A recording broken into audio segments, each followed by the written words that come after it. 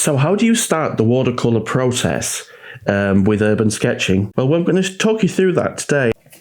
So we're about to put some watercolour on this, and we've reached that stage where we suddenly get paralysed of what am I going to do, where am I going to put the colour, how's it going to look, am I going to mess it up, panic.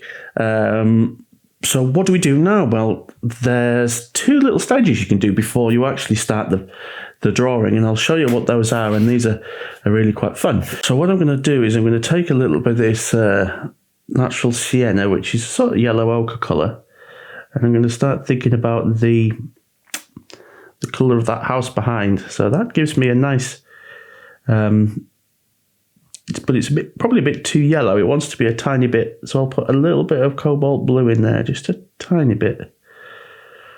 It's a bit of yellow ochre and a tiny bit of that cobalt blue.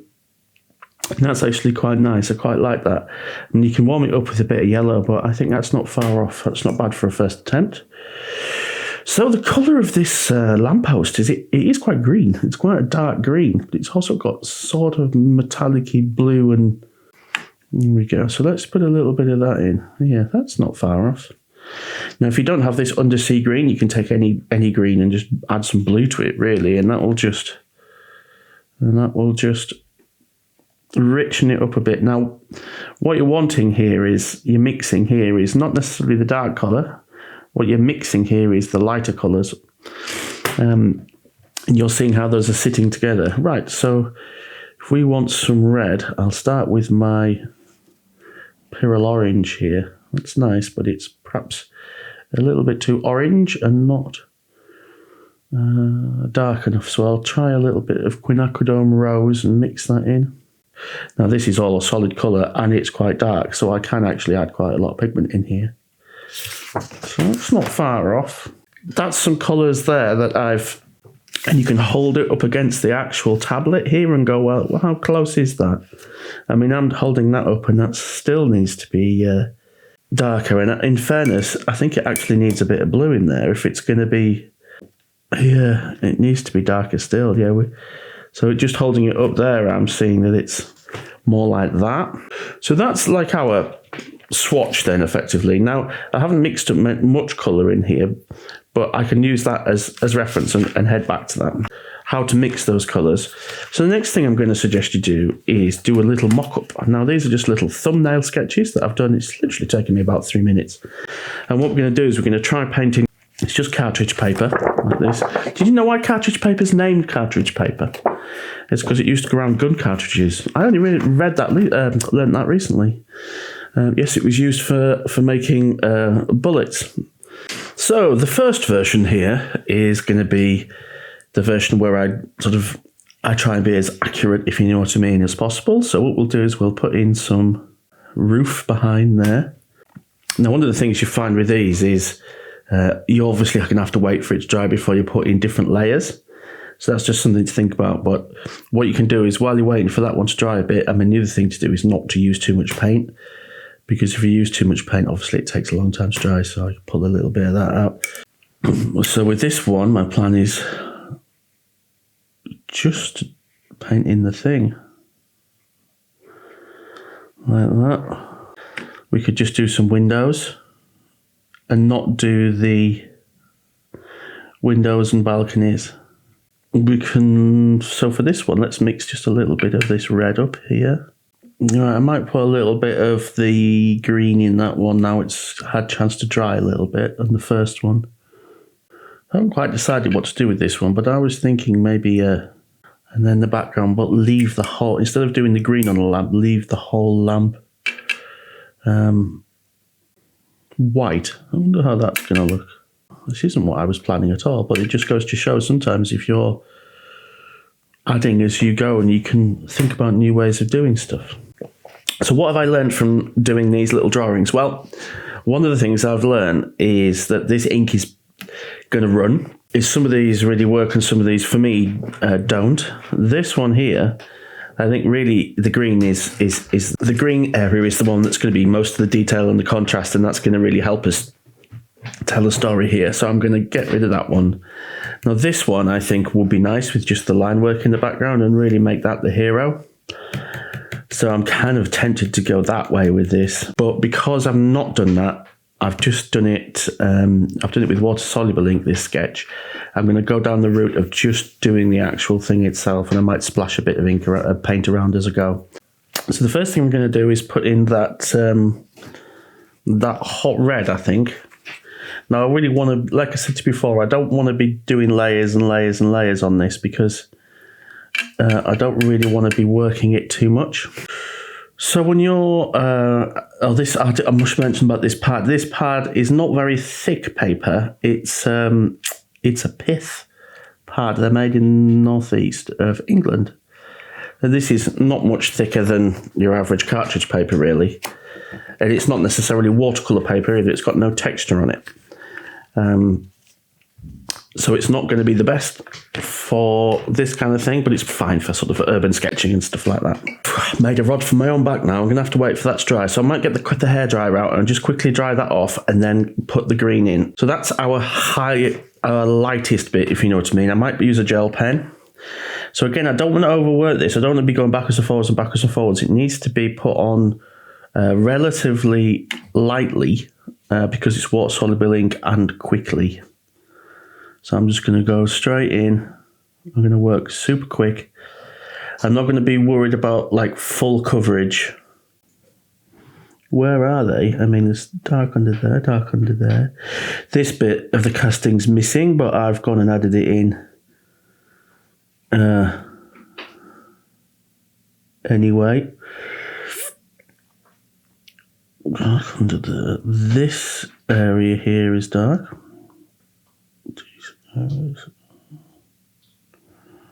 Under here.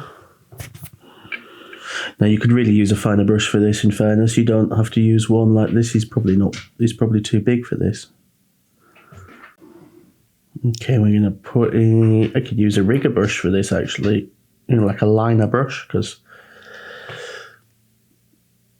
this brush isn't ideal for those long lines. Doesn't matter. There we go. Now there's that swirl in there, and there's a kind of dark line along here too. So with the second layer of green in, you're obviously getting a lot more green now, aren't you? Which is quite nice. And this is another layer there.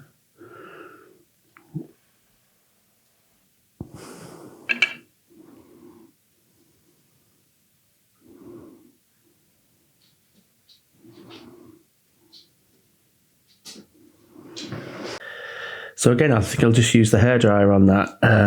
One of the things I might do is just add a tiny bit of lines in here while that's there, and then we'll hairdryer that.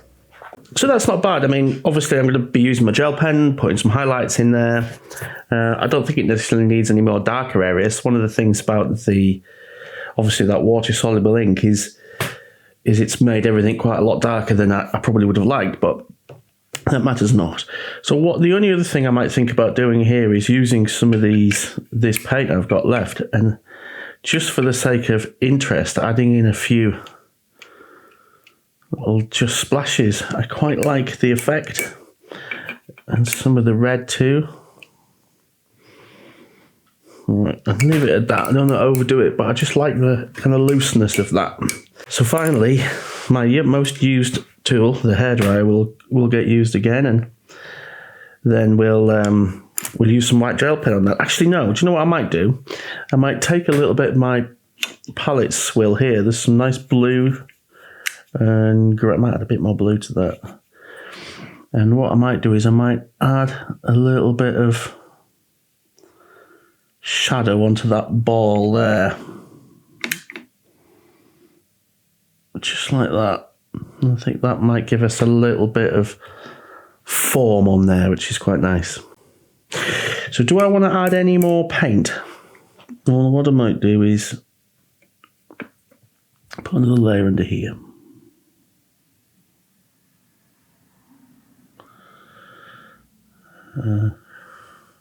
Maybe on this back side here. So we've dried that off with a hairdryer. Now, just as before, you know, you've got your swatches here. If you want to test like a gel pen over the top of that, as long as it's dry, because it won't go over wet stuff very well. There you go. You can try that and see what that looks like, and that's going to give you an idea. So now what I need to do is think about where this gel pen is going to go. Well, when you look at the reference drawing, you really need to start looking where those highlights are. So that's what I'm going to do now. Now up here we've got a highlight. Actually, there isn't one on there. Here, it's all highlight. Now there's a line that goes up there like that, and then there is some that come down like that. And then some lines that run down there. I can put in that bottom line. This bit here is a lot lighter, so we'll go in for highlight there. There's a tiny bit up there, like that. Now this area up here again is the same as that area. There's a highlight that doesn't run all the way along because it's actually castings that run down, but we can put those in like that. That's going to help us. And then there's an area down here that feels like it's a lot more lit. Now the other thing you can do is you can take a bit of width out of that line if you want there. There's a highlight under here, which is not expected. And then there's another one on here again, which is a bit unexpected. And then we have that there. So the whole thing about a glossy subject, you know, something that's a high shine, and this isn't obviously really high shine, but it's quite high shine, is what you're going to do is you're going to get really light areas, and you're going to get really dark areas. And the nice thing about working with gel pens is you can sort of put a lot of those lighter areas back in afterwards, which is quite nice. You can also use white out and various other sort of substances. Right, I think we'll leave it at that. So now the worst bit is going to be doing the logo. Now this is the kind of stuff that you can get quite stressed about. Now it shouldn't be white, that's the other thing. The logo, as you can see here, is actually a cream colour. But I'm going to cheat and I'm just going to put it in with white. Should I do that? I don't know. Should I use a Posca pen or something on top? Oh, it's a tricky one. Right, I'm just going to go for it. I'm going to use the white pen. So this might not work, but we'll see. So the first thing I'm going to do is the T, because it's pretty central. And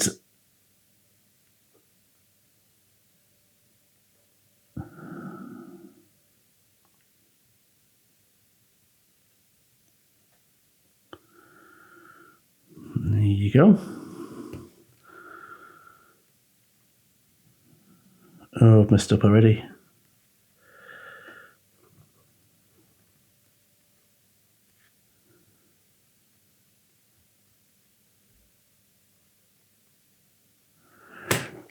Well, I think that line should be a bit further down, but it matters not. Let's crack on. You've committed now. But I would say the best thing to do would be to mix up some gouache or whiteout, put a little bit of cream in it, and then paint that on. But really, I don't necessarily mind for this one, because one of the things I really like to do in this channel is not to be like, this is me being perfect. It's a little bit sometimes like, this is me making mistakes. I'm going to put just a few little dots on some of these outside bits. You see those top bits? I think it breaks up the shape a bit. Let's put a little highlight just on there as well. There we go. Right, I'm going to leave it at that. I quite like that. As I say, it was a bit of an interesting one with the logo, but at the end of the day, you know, that's what it's all about, isn't it? You just try something. If it doesn't work, next time you you do something different. And often one of the things that you find is even if you're doing this every day, or, you know, as I do it at least 3 or 4 times a week, sometimes you'll still take little shortcuts and you think, I should have just done it properly. But such is life. I really like that anyway. I think it works really well. So just to finish with a conclusion then for you guys. So what we did there is we had our reference drawing, and that was what I wanted to draw. So I did the line work, water-soluble ink with that one, which is not what I normally use. And the first thing I did when I decided I wanted to draw it was, So the first thing I did when I decided I wanted to use watercolour on this is I used my watercolours, and I mixed a few colours together, and I got the colours that I wanted to use. I'm not really thinking about how those work together necessarily. It's more what they actually look like in real life. And then once I'd got those colours very roughly mixed, I did some little sort of tests, some thumbnails. And that enabled me to decide on what colour scheme I wanted to do and what options, because you don't have to colour the whole scene. You can just paint little bits of it. You know, it's always your choice how much or how little of the scene you really want to colour. So that's what I did there, and that's how it came out in the end. So it's quite an interesting little piece. I think it's very iconically Paris, isn't it? The metro sign. Yeah, it's a lot of fun. So I hope you enjoyed that. As I say, there's a 3-step process here. It's, you do your colour swatch, and you do your thumbnails, and then you do your final drawing, or your JFDI, as somebody used to say to me, which is just flipping do it. All right, guys. I hope you enjoyed that. We'll see you again. Bye-bye.